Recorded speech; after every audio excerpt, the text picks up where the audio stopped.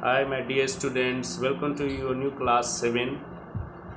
Today we are going to discuss about the chapter An Alien Handbook, Bringing of Kari, and this is a very important chapter for all of you. So please listen carefully and watch this video at end. Don't push your video in middle of this video and don't go anywhere without listening and watching this video while you are watching this video. Let's start. Bringing up Kari. Bring up एक मुहावरा है जिसका अर्थ पालन पोषण होता है और कारी यहाँ एक 5 महीने के हाथी के बच्चे का नाम है. क्लियर? कारी, a 5 months old baby elephant, lives and grows up with his 9-year-old friend and keeper. कारी का लालन पालन अपने 9 वर्षीय दोस्त और उसके मालिक कह सकते हैं उसके साथ हुआ था. ठीक है. कारी doesn't eat much, just about 16 kilograms of delicious twigs a day. कारी अधिक तो नहीं खाता था लेकिन यह तकरीबन 16 केजी एक दिन में नन्हे छोटे से पौधे के जो टहनियाँ हैं उसको खाता था. प्लेफुल एंड सेंसिटिव, कारी saves a boy from droning. यह बहुत ही मशगूल होता है और बहुत ही यह खेलने में काफ़ी मशगूल और संवेदनशील होता था. कारी saves a boy from droning. कारी बचाता है एक लड़के को डूबने से. कारी the elephant was 5 months old when he was given to me to take care of. कारी हाथी का बच्चा है जो 5 महीने का था जब वह दिया गया मुझे इसकी देखभाल करने के लिए. I was 9 years old and I could reach his back if I stood on tiptoe.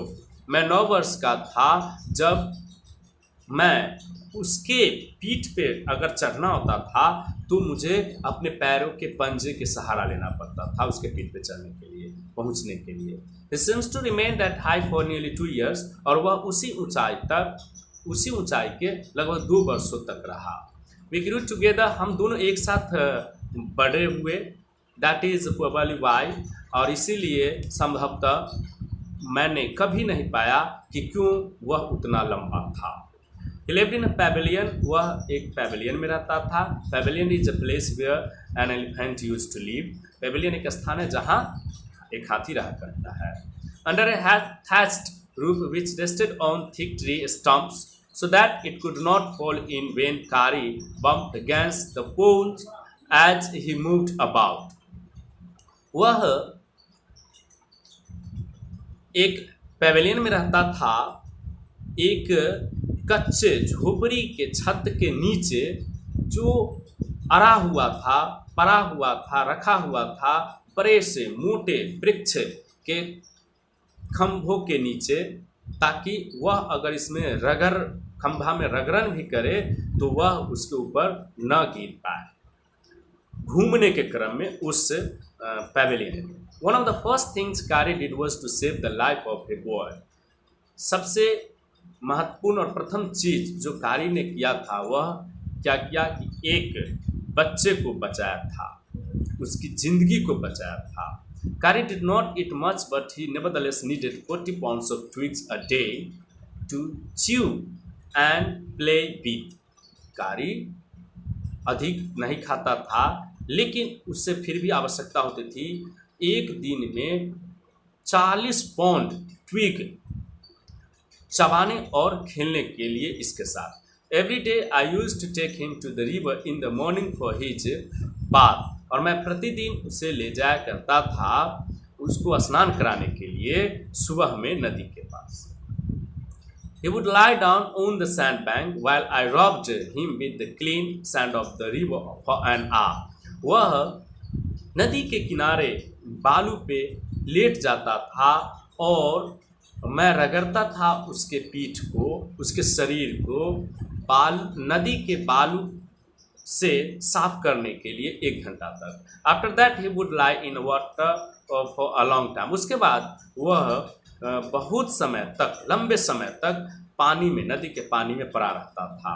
On coming out of his skin would be shining like ebony. और वापस आते हुए उस नदी के पानी से उसका शरीर एक काले आभूषण की तरह चमकता था। And he would squeal with pleasure. और वह चिल्लाता था खुशी से। As I rubbed water down his back. जब मैं पानी से रगड़ता था उसके पीठ पर। Then I would take him by the ear. मैं तब उसे कान पकड़ के और ले जाता था। Because that is the easiest way to lead an elephant. क्योंकि यह सबसे आसान तरीका है एक हाथी को एक जगह से दूसरे जगह ले जाने का। And leave him on the edge of the jungle while I went into the forest to get some lascivious twig for his dinner.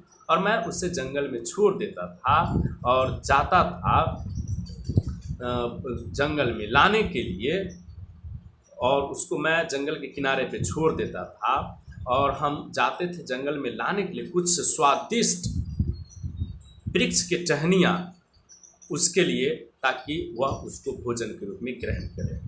One has to have a very sharp thatched to cut down these twigs। किसी भी व्यक्ति को जो हाथी रखते हैं उसके पास एक छोटा सा बहुत ही तेज धारदार कुल्हाड़ी होना चाहिए। Because it takes half an hour to sharpen the hatch। Because if a twig is mutilated, an elephant will not touch it। क्यों? क्योंकि आधे घंटे से लेके 1 घंटे तक उसको धार को तेज करने में लगता है उस व्यक्ति को, किसी भी छोटे से कुल्हाड़ी को। क्योंकि अगर वह धारदार नहीं होगा, तेज नहीं होगा उसका धार, तो क्या होगा कि वह हाथी नहीं खा पाएगा उसके द्वारा लाए गए टहनियों को। क्योंकि उस टहनिए में अगर 2 दाग होगी किसी कुल्हाड़ी को, तो वह उसे स्पर्श तक नहीं करेगा। It was not an easy job to get twigs and sapling for कार्य।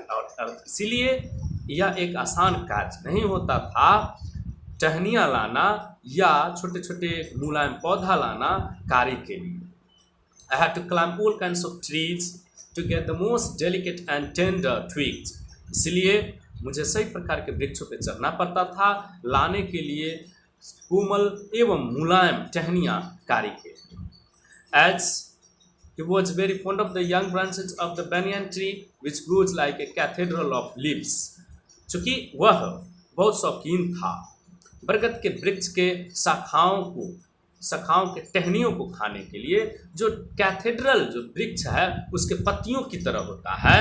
And branches I was gathering some. और मैं इकट्ठा किया करता था उनकी शाखाओं को, बरगद के वृक्ष के शाखाओं के टहनियों को कुछ। वन स्प्रिंग डे इन मार्च, एक बसंत ऋतु के मार्च महीने की दिन की बात थी। When I suddenly heard Kari calling to me in the distance, जब मैंने अचानक सुना कारी को पुकारते हुए मुझे सुदूर से। As he was still very young, the call was more like that of a baby than an elephant। चूँकि वह बहुत अभी भी छोटा था और उसकी आवाज़ एक मनुष्य के बच्चे की तरह मालूम प्रतीत हो रहा था, एक हाथी के बच्चे से अधिक। I thought somebody was hurting him, so I came down from my tree and ran very fast to the edge of the forest where I had left him, but he was not there। मैंने सोचा कि कोई उसे चोट पहुंचा रहा था, इसलिए मैं वापस आया वृक्ष से उतर के और दौड़ते हुए बहुत तेजी से गया उस जंगल के किनारे पे जहां मैंने उसे छोड़ के आया था, लेकिन वह वहां नहीं था। I looked all over but I could not find him। मैंने चारों तरफ देखा लेकिन उसे मैंने कहीं नहीं पाया। I went near the edge of the water and saw a black something struggling above its surface। मैं गया उस नदी के किनारे पर जहां मैंने उसे छोड़ा था और मैंने देखा कि एक काला कोई चीज नदी के पानी के सतह पे तैर रहा हो और अपने आप को संघर्षशील कर रहा हो वापस नदी के किनारे में आने के लिए। Then it was higher and it was the trunk of my elephant. तब वह उठाया अपने उस शरीर के उस काले से भाग को ऊपर, और मैंने देखा कि वह मेरे हाथी का सूंड था। I thought he was drowning. मैं सोचा कि शायद वह डूब रहा था। And I was helpless because I could not jump into the water and save the 400 pounds of him since he was much higher than I. मैं असहाय था क्योंकि मैं नहीं कूद सकता था पानी में। क्यों नहीं कूद सकता था? क्योंकि वह मुझसे बहुत अधिक वजनदार था और भारी था। भारी कितना था? तकरीबन 400 पाउंड था, चूँकि वह मुझसे अधिक ऊंचा भी था, बड़ा था। But I saw his back rise above the water and the moment he caught my eye he began to jump and struggle up to the shore। लेकिन मैंने देखा उसके पीठ को ऊपर उठते हुए पानी से, और उसी क्षण उसने अपनी आंखों से मुझे देख लिया, और he began to jump and struggle up to the shore। और वह चिल्लाने लगा और कोशिश करने लगा, संघर्ष करने लगा वापस आने के लिए समुद्र के किनारे, अर्थात उस नदी के किनारे। Then still trumpeting he pushed me into the water and as I fell into the stream I saw a boy lying flat on the bottom of the river। तब चिल्लाते हुए वह मुझे धकेल दिया पानी में, और चूंकि मैं गिर गया उस नदी में, मैंने देखा एक लड़के को पड़े हुए नदी के बॉटम में, अर्थात तलछटी में, नीचे, पानी के नीचे। He had not altogether touched bottom but was somewhat afloat। वह पूरी तरह से तो पकड़े हुए नहीं था पूरी गहराई को, पेंदी को नदी के, लेकिन वह किसी तरीके से हम कह सकते हैं कि ऊपर तैर रहा था उसके तलछटी से ऊपर। I came to the surface of the water to take my breath and there Kari was standing।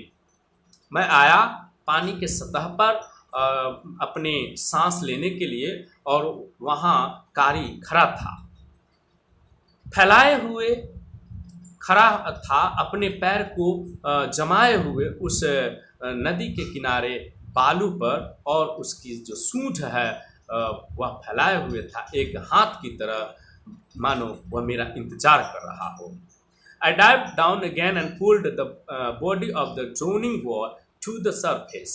मैंने गोता लगाया पुनः और खींचा उस डूब रहे लड़के के शरीर को ऊपर की ओर पानी के सतह पर, लेकिन not being a good swimmer, एक अच्छे तैराक न होने के कारण, आई could not swim also and the slow current was already dragging me down.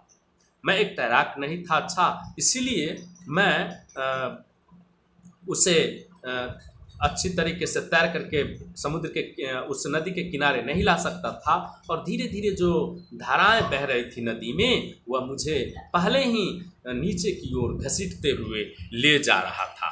Seeing us drift by in the current, Kari, who was usually slow and ponderous, suddenly darted down like a hawk and came halfway into the water, where I saw him stretch out his trunk again। I raised up my hand to catch it and it slipped। I found myself going under the water again, but this time I found that the water was not very deep, so I sank to the bottom of the river and doubled my feet under me and then suddenly kicked the river bed and so shot upwards like an arrow, in spite of the fact that I was holding the drowning boy with my hand। तो उसके बाद क्या होता है कि देख करके हमें उस नदी के धारा में बहते हुए कारी, जो पहले से ही बहुत धीमा और भारी भरकम शरीर वाला था, अचानक वह चिल्लाने लगा और जैसे आक्रमण करने के मूड में आ गया, एक हॉक की तरह, चील की तरह, और आधे रास्ते में आ गया पानी के, जहां मैंने उसे देखा फैलाते हुए अपने सूंड को। पुनः मैंने उठाया अपने हाथ को और पकड़ने की कोशिश किया, इसे पकड़ने के लिए, और वह फिसल गया, उसका सूट फिसल गया। मैंने अपने आप को पाया उस पानी के नीचे पुनः, लेकिन इस बार मैंने पाया कि पानी बहुत वहाँ पे गहराई नहीं थी, इसलिए मैं क्या किया कि नदी के नीचे चला गया और गोता लगाया पानी में और अपने दोनों पैरों को एक साथ जोड़ के और जोर से अपने आप को मतलब ताकत के साथ किक मारा, धक्का मारा और नदी के पानी के नीचे से तलछटी से, और इतना तेज़ी से मैंने मारा यह शॉट जैसे मानो एक तीर की तरह ऊपर आने के लिए। और in spite of the fact, सच्चाई तो यह है कि मैं अपने डूब रहे लड़के को अपने हाथ में पकड़े हुए था और ऊपर आने की कोशिश कर रहा था, इसलिए मुझे इतनी तेज़ी से और इतने ज़ोर से मारना पड़ा अपने शरीर में ताकत के साथ ऊपर आने के लिए, अब दोनों पैर को किक करके। As my body rose above the water, I felt a lasso round my neck. This frightened me. I thought some water animal was going to swallow me. चूँकि मेरे शरीर जब पानी के सतह से ऊपर आया तो मैंने एक रस्सी जैसा अनुभव किया अपने गर्दन के चारों ओर, और यह चीज़ मुझे काफ़ी डरा दिया। मैंने सोचा कि कोई जलीय जानवर मुझे निगलने जा रहा था। आई हर्ड कारी स्क्विलिंग, तब मैंने कारी को चिल्लाते हुए सुना। And I knew it was his trunk about my neck, तब मैंने जाना कि नहीं, यह वह कोई जलीय जानवर नहीं बल्कि उसका अर्थात कारी का सूंड था जो मेरे गर्दन के चारों ओर लपेटे हुए था।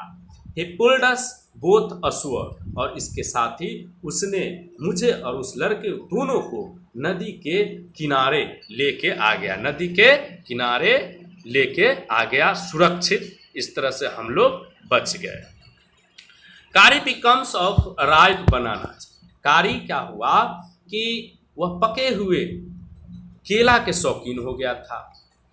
He believes in self help, वह स्व सहायता में बहुत विश्वास करता था। Much to the discomfort of his friend, वह अधिक से अधिक अपने दोस्त के डिस्कम्फर्ट में ज़्यादा विश्वास करता था, है ना।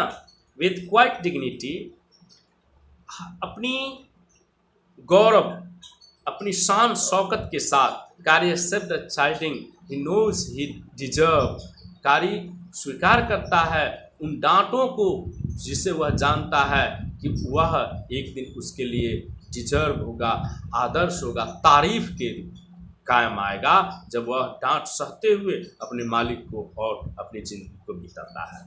कारी वॉज लाइक ए बेबी, कारी एक छोटे से बच्चे की तरह था। He had to be trained to be good and if you did not tell him when he was naughty he was up to more mischief than evil, वह प्रशिक्षित किया गया था अच्छे बनने के लिए, और यदि आप उसे नहीं बताए हुए होते जब कि कब वह शरारतपन करता था, he was up to more mischief than evil, तो वह और शरारती भरा कार्य करने लगता था। अर्थात यदि उसको प्रशिक्षित किया गया था अच्छे बनने के लिए, लेकिन वह बहुत नटखट कार्य करता था, और उसके नटखट कार्य को अगर आप नज़रअंदाज कर देते तो और अधिक वह शरारतपन करने के साथ साथ, शरारती करने के साथ साथ और नटखट भरा कार्य करना शुरू कर देता था। For instance, one day somebody gave him some bananas to eat. एक दिन किसी ने कुछ केला उसे खाने के लिए दिया। Very soon he developed a great love for ripe bananas, और शीघ्र ही वह पके हुए केले की बहुत ही शौकीन हो गया। We used to keep large plates of fruit on a table near a window in the dining room, हम रखा करते थे, यहाँ पे इस कहानी के कहानीकार बता रहे हैं कि हम रखा करते थे बहुत बड़े प्लेट में फलों से भरे हुए प्लेट को एक टेबल पर एक खिड़की के नज़दीक डाइनिंग रूम में अर्थात भोजन करने वाले कमरे में। One day all the bananas on that table disappeared and my family blamed the servants for eating all the fruit in the house. एक दिन सभी केले जो हैं उस टेबल पर के विलुप्त हो गए, गायब हो गए। और मेरे परिवार वाले आरोप लगाने लगे कि इस घर में जो नौकर है वो सारे फल इस टेबल पर से लेके खा गए हैं। This time the blame was put on me. दूसरी बार क्या हुआ कि जब केला खा लिया गया, केला समाप्त था, गायब था उस टेबल पर से, तो वह आरोप मुझ पे लगाया गया। And I new I had not done it, और जबकि मैं जानता था कि मैंने यह काम नहीं किया था। It made me very angry with my parents and the servants, for I was sure they had taken all the fruit. मुझे यह बात बहुत गुस्सा कर दिया मेरे माता पिता और नौकरों के साथ साथ, कि मैं यह आश्वस्त था कि उन सबों ने इन सारे फलों को खाया था या लिया था, मैंने नहीं लिया था। The next time the fruit disappeared. अगले बार भी फल विलुप्त हो गया, गायब हो गया। I found a banana all smashed up in Kari's pavilion. मैंने पाया कि केले कुचले हुए कारी के पेविलियन में था। This surprise me very much. और यह चीज़ मुझे बहुत हैरत अंगेज कर दिया। For I had never seen fruit there, and as you know, he had always lived on twigs. मैंने कभी नहीं देखा था फलों को कारी के पेविलियन में, जहाँ कारी रहता था वहाँ। और जैसा कि आप जानते हैं, प्रारंभ में भी मैंने बताया कि वह हमेशा वृक्ष के टहनियों को खाया करता था, जबकि वह यहाँ पे पके हुए केले को कुचल के रखे हुए था। Next day, while I was sitting in the dining room, wondering whether I should take some fruit from the table, अगले दिन जब मैं बैठे हुए था खाने वाले कमरे में, डाइनिंग रूम में, और सोच रहा था whether I should कि क्या मैंने कुछ फल लिया है टेबल से जो रखे हुए थे खिड़की के नज़दीक, विदाउट माई पेरेंट्स परमिशन, अपने माता पिता के आदेश के बिना। A long black thing very much like a snake suddenly came through the window and disappeared with all the bananas. जब मैं सोच ही रहा था, ठीक उसी वक्त मैंने देखा कि एक लंबी काली वस्तु बहुत हद तक एक सांप की तरह दिखलाई प्रतीत हो रहा था, सारे केलों को ले गया। अचानक आया खिड़की से होकर के और सारे केलों को गायब कर दिया। I was very much frightened because I had never seen snakes eat bananas, and I thought it must be a terrible snake that would sneak in and take fruit. मैं बहुत ही डरा हुआ था क्योंकि मैंने कभी नहीं देखा था सांपों को खाते हुए केले, और मैंने सोचा कि यह हो सकता है कि एक बहुत ही खतरनाक, भयावह, भयंकर सांप होगा जो कि चुरा के और इस तरह से ले जाता होगा फल को खाने के लिए। I crept out of the room and with great fear in my heart ran out of the house, feeling sure that the snake would come back into the house, eat all the fruit and kill all of us. I crept out of the room. मैं कमरे से बाहर भागा निकला और बहुत बड़ी भय के साथ अपने हृदय में रखे हुए घर से बाहर दौड़ते हुए निकल गया, यह अनुभव करते हुए, यह सुनिश्चित करते हुए कि सांप वापस आएगा घर में और सारे फल को तो खा ही जाएंगे और हम सबको जान से मार देंगे। As I went out, I saw Kari's back disappearing in the direction of the pavilion, and I was so frightened that I wanted his company to cheer me up. चूँकि मैं गया और मैंने देखा कारी के, जब जैसे ही मैं घर से बाहर आया, कमरे से बाहर आया, और मैं देखा कारी के पीठ को गायब होते हुए पैवेलियन के दिशा में, और मैं काफ़ी डरा हुआ था कि मैं चाहता था कि उसके साथ मैं संगति करके उसके साथ जा कर के और वह उसके पास जाऊं और वह मुझे क्या करे, चीयर मी अप, मुझे उत्साहित करे। लेकिन मैंने देखा कि वह विलुप्त, गायब हो रहा था। I ran after him into the pavilion and I found him there eating bananas. मैं उसके पीछे पीछे भागते हुए गया पैवेलियन की ओर, और मैंने देखा और मैंने पाया उसे वहाँ वह केले खा रहे थे। I stood still in astonishment. I stood still in astonishment. मैं वहां खड़ा रहा पूरी आश्चर्य में, पूरी आश्चर्य में. The bananas were lying strewn all around him. मैंने देखा कि केले यत्र तत्र तरीके से फैले हुए, फेंके हुए थे, इधर उधर कुचले हुए, पड़े हुए थे उसके सभी चारों. He stretched out of his tongue and reached for one far away from where he was standing. वह अपने सूंड को फैलाया और वह पहुंचा for one far away from where he was standing. वहां जहां मैं खड़ा था, जहां where he was standing, जहां वह खड़ा था. Sorry. That instant, the trunk looked like a black snake, and I realized that Kari was the thief.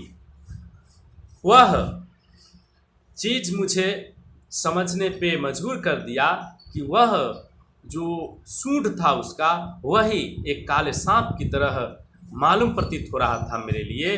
और मैंने अनुभव किया कि कोई न नौकर न मैं चोर था, बल्कि चोर कौन था?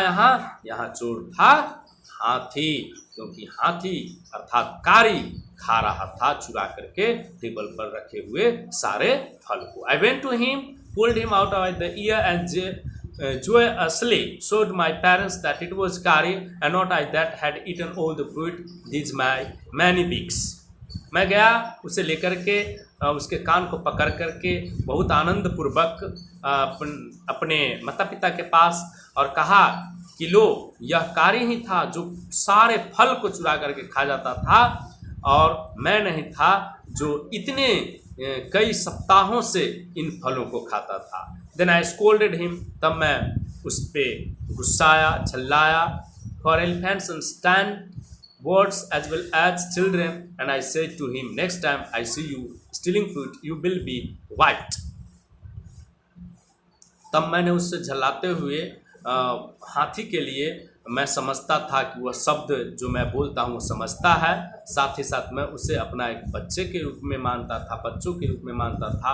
और मैंने उससे कहा कि अगली बार यदि तुम चुराने की फल कोशिश करोगे तो मैं तुम्हें मार दूंगा, मैं तुम्हें मार दूंगा.